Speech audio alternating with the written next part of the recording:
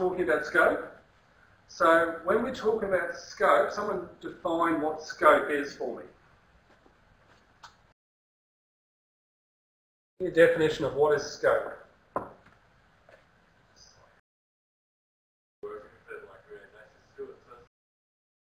So scope refers to the people involved. Yep. Yeah. What else? Aha, so we're talking about features, aren't we? When we talk about features, we'll often talk about mandatory features and optional features. Right? But yeah, basically, what will the system do? What doesn't the system do? What else when we talk about scope?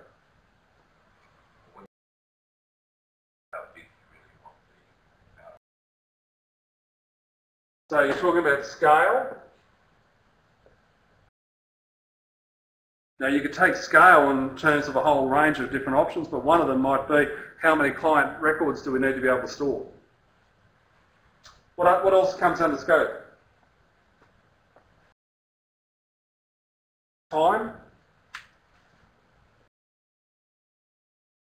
And time becomes a constraint, doesn't it?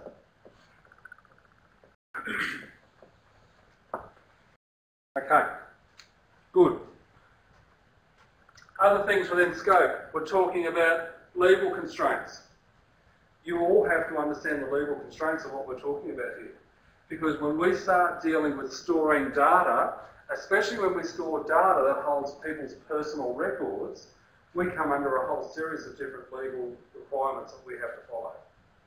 And if there's a legal requirement, in other words a law, for example the Privacy Act, you can guarantee the organisation will have to have a policy